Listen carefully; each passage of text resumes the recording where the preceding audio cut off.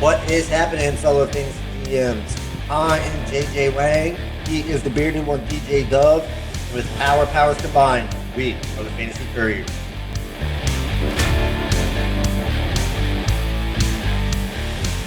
What is up, JJ Wang? Let me introduce to you the king of the DFS contest for the Fantasy Couriers. 1 week only. DJ Dove takes the crown by 0.04 points. I, Wow. I just want to say I am not a fan of daily fantasy at all. I think you fell in fourth this week because Oh, you weren't last. oh, Somewhere. really? I Yeah, started looking at some of the players. I couldn't remember who I had, but I did remember a couple of them. They were all sucking. So, I'm not even looking. Another last place finish. Well, we'll talk about some of the guys this week. This week was about the week of the second tier running back, and I really rolled on Mark Ingram and Dearness Johnson. Just sort of got me through the week, and then I just built around there and started Aaron Rodgers, who stunk it up, and I still came in first. That's how good those guys did. But hey, check out the Fantasy Couriers on Twitter, Facebook, Instagram. Hit us some comments in YouTube, the website, thefantasycouriers.wixsite.com/website, and email at thefantasycouriers@gmail.com. Send us a message. We'd love to add you. We got some cool new things coming. You'll see a link coming up. There is a new site for our podcast. Haven't even told JJ Wang yet. It's called Reason. I will put a link to it in one of our things. The cool thing about Reason is it's going to be like a social media kind of podcasting platform. And we might even be able to get the Couriers featured as like the featured podcast for the week. But before we could do that, we need 10 specific followers to follow us. So I'll put that in there. So if you're listening, keep an eye out for that or go to the reason at reason.fm and you will look up the Fantasy Couriers and just follow us, and that'll help us to get the opportunity to be featured over this new social media podcasting platform. So something new, something fun. We were already in there. I just had to claim the podcast as our podcast. It's kind of cool to see it grow. We did. JJ Wang. I don't think anything has been added. Get to 51 subscribers. So I think today we have a loaded show, but I think Friday we're going to get the JJ Wang dance for our 50 subscribers. It's been requested. So, we got to give the people what they want. Yeah, my daughter walks around the house all day long, dancing, doing random songs and dances. So maybe I'll figure out one of the dances she does and have her teach me. I can see what I Well, can do. I'll send you our theme song because that's the only song we can legally play. So I'll send you our theme song. And you can choose if you want to rock it out or if you want to We'll get the see. intro. And we'll I'll have a see what. little.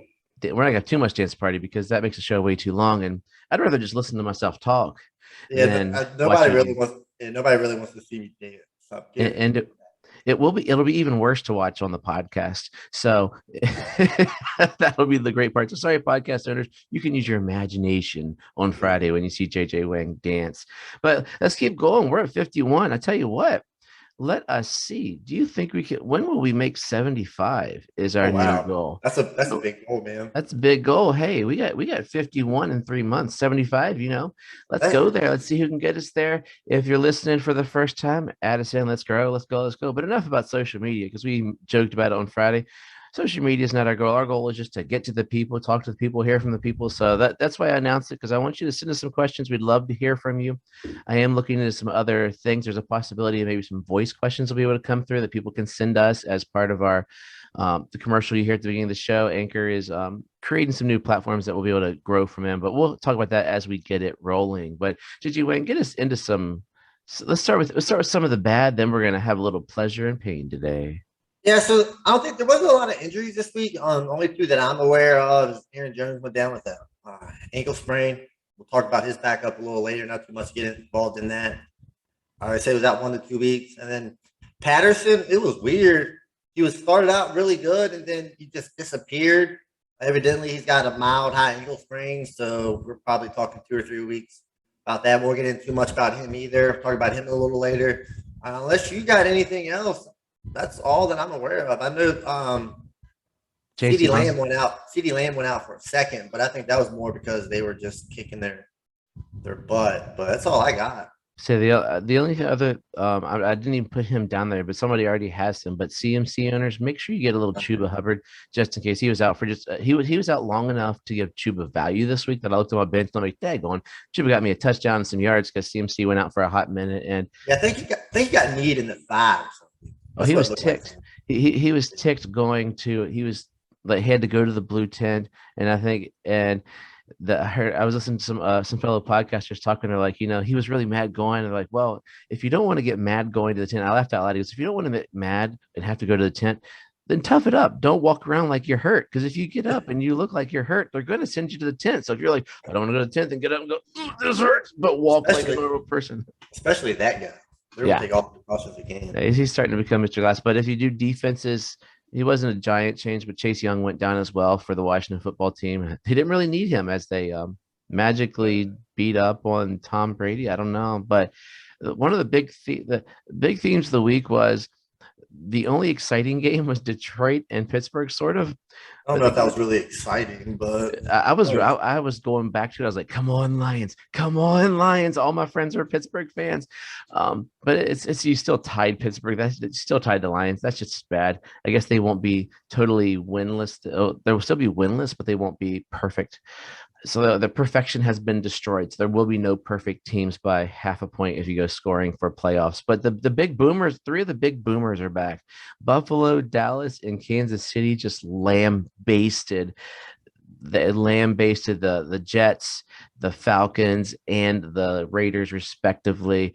Those offenses looked they were lit up. Even the defenses looked pretty stout, and they just laid the wood this week. So that was just one of my takeaways was the big boomers are back. Those were teams we expected to be good, who'd been kind of meh, and then bam. yeah, you're going to have a bad game here and there, but like all three of the quarterbacks showed out. Mahomes, after a couple rough weeks, finally had that explosive big game. We'll talk about him in a little bit. Josh Allen, Dak Prescott. They all played well. I mean, even Stephon Diggs showed up. So yeah, my Dak for Kyler trade's looking really good so far. I've played Dak 2 weeks and Kyler's been on the bench 2 weeks. So I'm kind of glad in that first rounder. But JJ Wang has a nice new segment he's got for us this week. Introduce it to us, and we're going to roll right into it. Yeah, we're going to call this pleasure and pain. It's some what we're going to do is we're going to run through some guys at each position, guys that brought you a lot of pleasure this week. Not the top guys, but some of the guys that you started, were a little surprised with. We call that pleasure, and of course the obvious is the pain. That's the guys that you started and they just didn't help you out like at all. We'll start with the good. We're going to call the pleasures first. We'll start with the QBs. First, we got Mac Jones. I was actually playing him in one of in the fantasy nerds. I was playing. It's only $1, and boy was I fooled when Mac Jones was the surprise, and Aaron Jones and Devontae Adams was the reason he lost. So came down, and I was like, I was starting to sweat, but they played like crap and ended up getting the win. But yeah, we had Mac Jones. He was 19 for 23, 198 yards and 3 touchdowns. We had Trevor Siemian. Was 19 for 34, 298, 2 touchdowns. And then we got the new number 1 quarterback, Pat Mahomes, 35 for 50, 406 yards, and 5 touchdowns. What do you think? I think I'm sad by that last comment. The new number 1 quarterback. That means my boy Tom's not up there because he pooed to bed. I think that I was thinking as you were introducing this game, I think that as you're listening to the show, be pondering the trade deadline that popped up. Your trade deadline might have passed, but most of them are coming up in the next week or so. That look at these guys. If you're a contender, see what you can get. If you're a team in a redraft league who stinks, don't dump your team. That's just bad sportsmanship. But if you're in dynasty, this is when you start looking for players. A lot of our off season is going to be about dynasty, but just think dynasty right now as you're looking at these guys like. You're looking at Mac Jones. Is Mac Jones a guy that you're comfortable starting the rest of the year? I'm not sure. I mean, but he's not been a slouch recently. He's almost got Jameis like numbers, which scares me a little bit looking forward there. I mean, he didn't even crack 200, but he got the 3 touchdowns. But the Patriots right now are running like a well-oiled machine. Simeon scares me. He had a good week, but he's the guy I won't trust in Mahomes. Oh man, he brought one of my teams from the dumpster to winning by basically, once again, I won by a Mahomes. He's Yeah, that's what. 3 points in my league. Yeah, my sister in the trust process league. Did she start out like 0-4, 0-5? Mahomes is finally starting to play, and I think she's moved up to like 8th or 7th spot. So she might be in the mood for a playoff. So Sister took me to the for woodshed. sticking to it. All right, well, jumping over here to these running backs. This is where all the surprises came. I feel like, of course, we talked about Aaron Jones earlier. We had AJ Dillon. He was the number 1 running back on the week. He had 21 for 66 and 2 touchdowns, and also he had 2 catches for 62 yards. So that guy seems to be able to catch a little more than we thought. And then your boy, baby, bring it on. He had 20 for 110 and 2 touchdowns. He also had 4 catches for only 14 yards. Kind of scary when Harris comes back. Harris is probably going to end up taking over the role again. That's just what Bill Belichick does.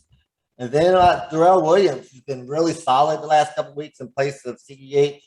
We had 11 for 43 on the ground, but he had 9 targets for 9 catches and 101 yards and a touchdown. So big game from him. What do you got?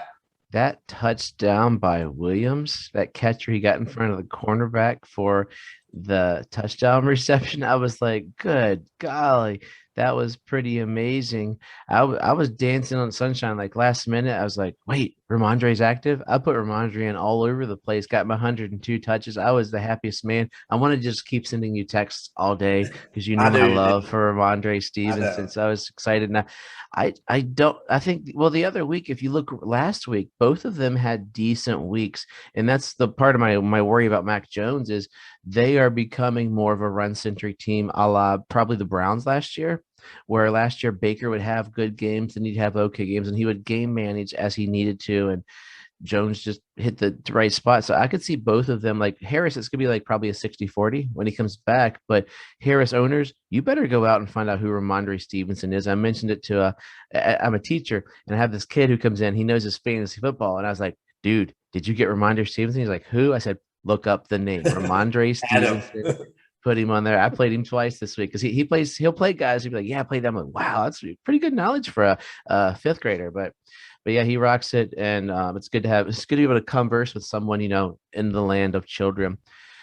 And AJ Dillon, he's set to have a couple good weeks depending upon how long Jones is out. I mean, Thunder Thighs is going to rock it. He's going to power through, and if he gets catches, that makes him dangerous for whatever owner has had him sitting on his bench for the last month or two. Yeah, absolutely. I mean, that's going to be kind of scary. He's already looking good. I'm going to throw a little extra one in there. Darren Wisconsin had another really good, a lot of mop-up duty, of course. It was a blowout. But he did have another good game without Nick Chubb. Of course, when Chubb and what's the other guy's name? Hunt.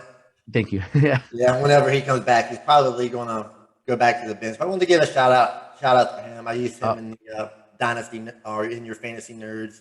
I had started Ernest and Darrell Williams, so it was pretty good. Shout out Roll too also because we mentioned him a few weeks ago and I thought about it while watching Mark Ingram. Yeah. Maybe you do roster him. Yeah, definitely. He's playing well, and I don't know. I haven't looked up to see if Kamara's back this week or not, but he looks like he's still going to get some things. And I think I said when we were talking about him, like if he's getting the touches, then I'll start looking at him. He's not dead to me, but I'll look at him, and now it's too late. Yeah. So that was the running backs. Switch over here to the wide receivers that brought you pleasure this week. We got my daughter's favorite player in Devonta Smith. She really likes the name. But she's the same size as him. Yeah, pretty much. She's not that big.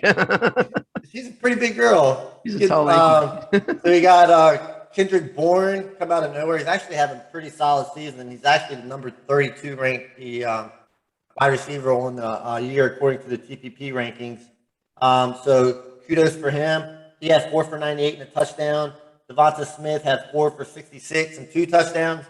Bourne also added 43 rushing yards, so that was a positive right there. And then we had my turd from last week, Brian Edwards, actually come through 3 for 88 and a touchdown, and he will disappear for the next 3 games. So don't start him. That's Brian Edwards, man. I saw him starting to catch. So I'm like, oh, don't fall for this trick. Don't fall for this trick. My problem is I kind of need to start him next week on my team where he gave me a 0. Yeah, Kendrick Bourne falls into that every Brown. Compared them to the Browns, he falls into every Browns receiver. He's having a good year, but the thing is, last week he had 34 yards and 38. So He he's not. plays for the Patriots. He plays for the Patriots, but he's not going to be consistent enough to carry on. It's one of those, hey, congratulations.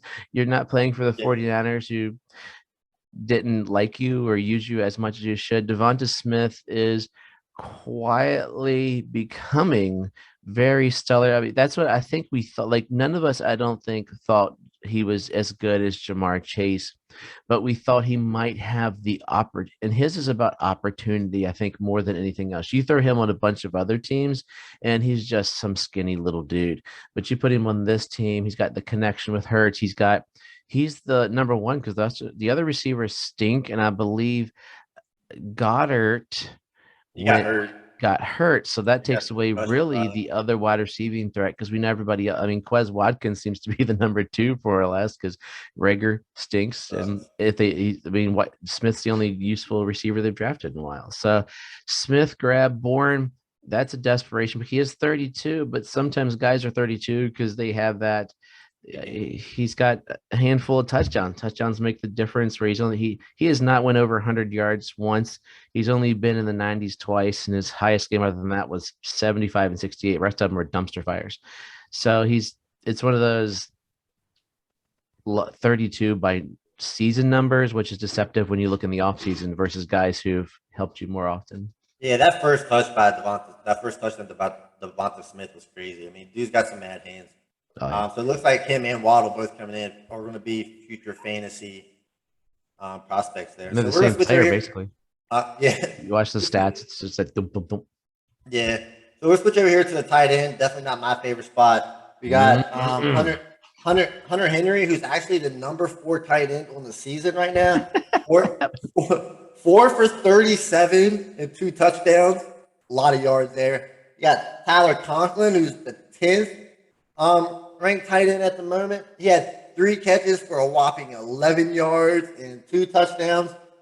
And then we got old Dan Arnold over here at 5 catches for 67 yards. That's 3 straight games with more than 60 yards for Dan Arnold. So he might be somebody you might want to look at. Of those 3, I actually am regretting a trade I made to get Dawson Knox, where I had Dan Arnold on my team. And right as I traded Dawson Knox, Dan Arnold became basically Trevor Lawrence's Mark Andrews. That's what he's almost becoming.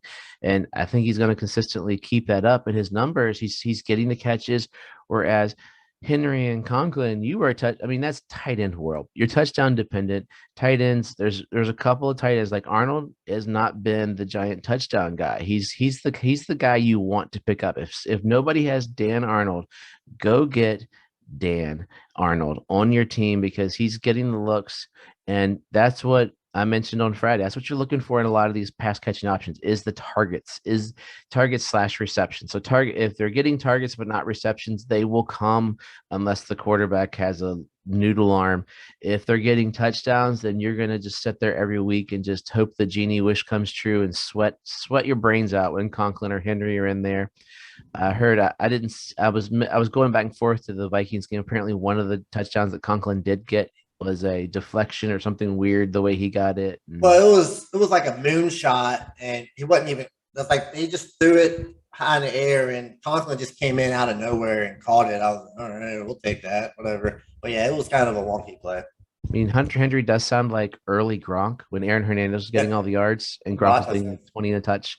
So you're going to get all 3 of these guys. You're just going to sweat more at the first 2 and not get touchdowns to the last. Because there was all the pleasures, and of course you can't have pleasure unless you got a little bit of pain. And this week there was a lot of bit of pain.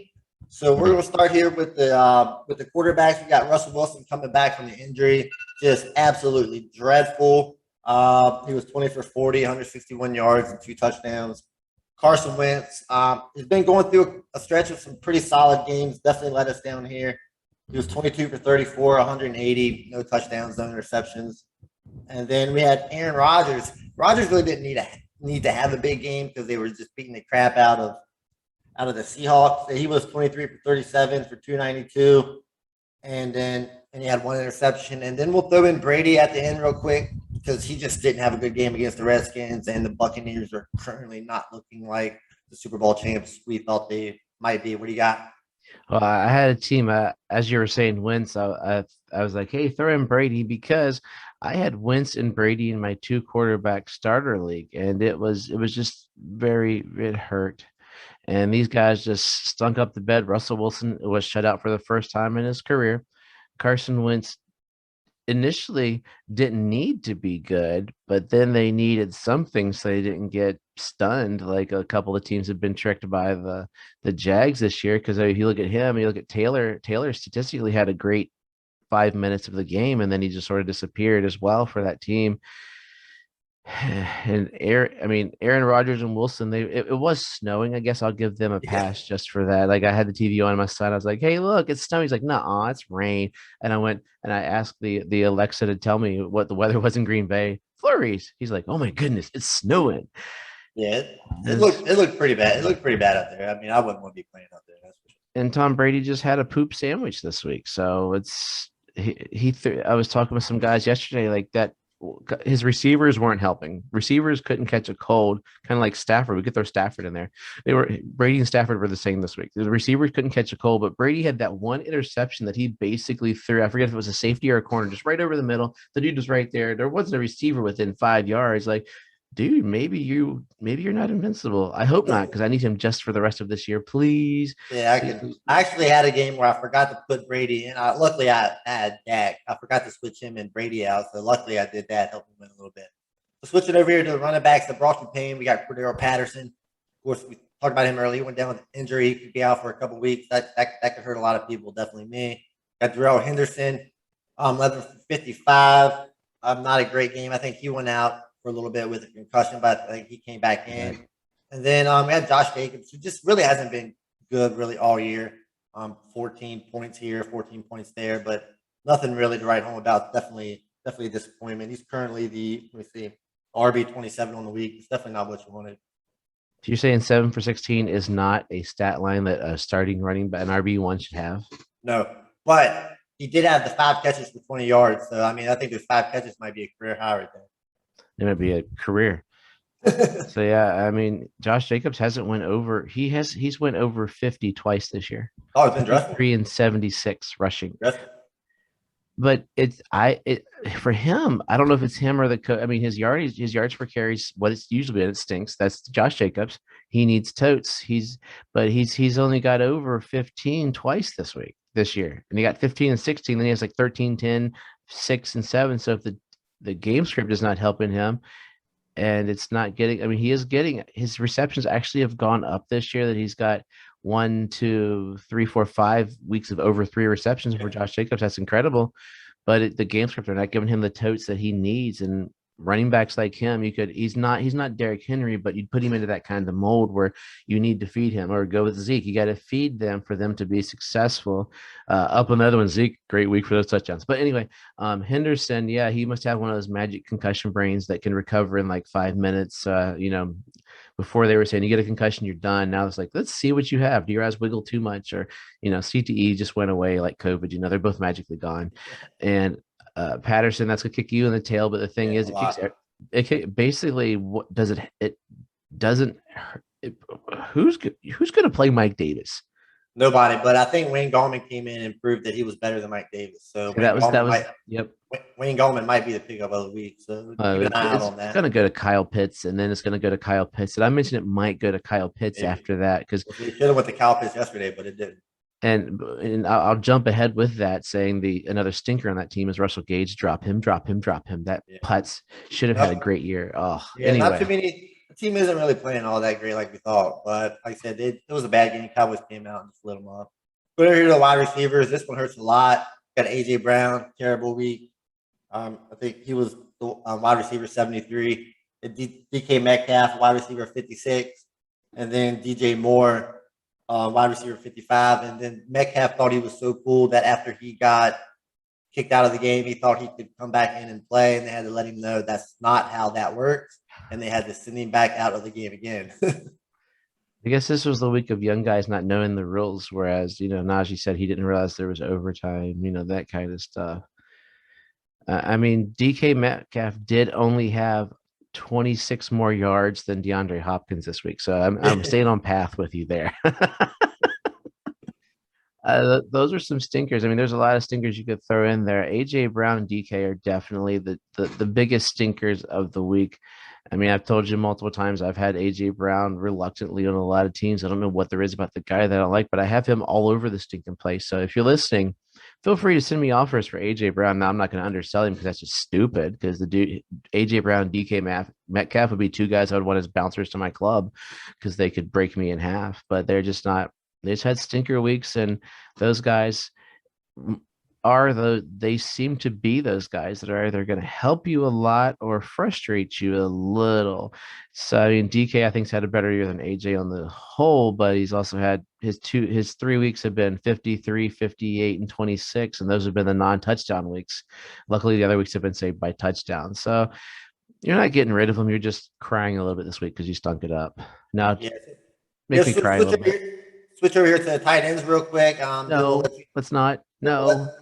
We'll let you do your thing with the touchdowns and the pickups. Last one we got Gesicki and Hawkinson. I think both went overs. I believe Hawkinson might have had one catch, maybe. Zero. Schultz went through a stretch of 3 bad games here. He might be getting phased out with Gallup coming back, and then Waller, another bad game from Waller. That's your boy. Not good. Waller gets 7 targets. It's still he's not Waller anymore. I would say if you got him and you can find someone who remembers who Darren Waller was, trade him. Like I might throw him out there. People are going to need tight ends, and I mean I traded away Kittle the other week and he's come back like a champ. But luckily I traded him for Kelsey, so it wasn't too bad of a deal.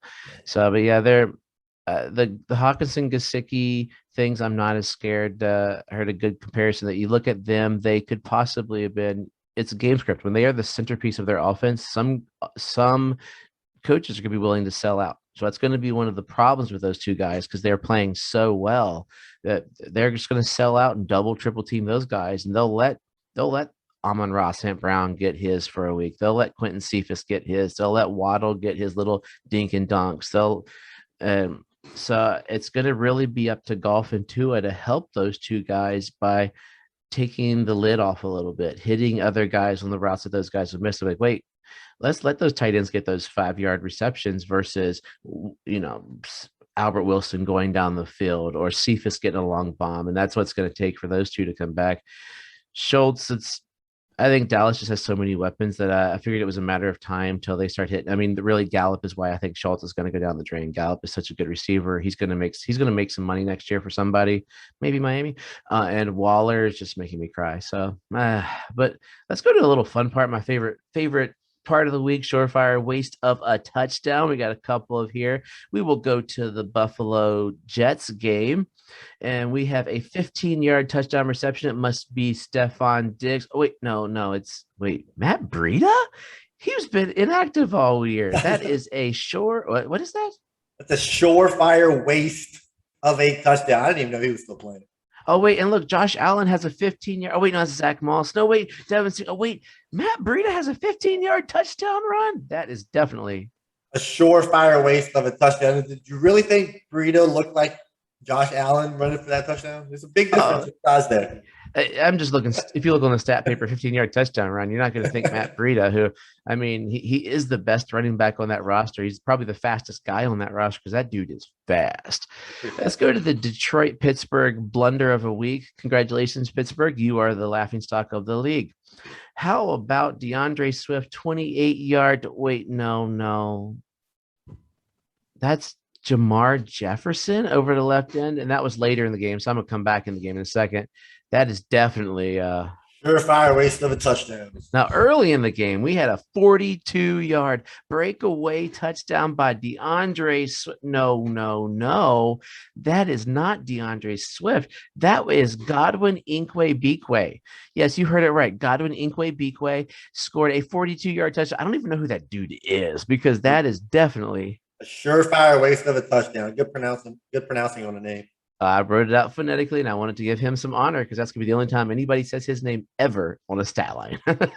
Now let's go to Kansas City. They're having a great week. Travis Kelce had a bajillion yards, a bajillion catches with that 1-yard touchdown. Oh, no, No. Rookie Noah Gray, who he's Kelsey's boy. Kelsey loves him. That is a surefire waste of a touchdown. And let's go. We have one more here. This is a 1 week only special. I asked permission to put this one in. We're in Carolina. It's Christian McCaffrey, 2-yard touch. No, in the first quarter. No.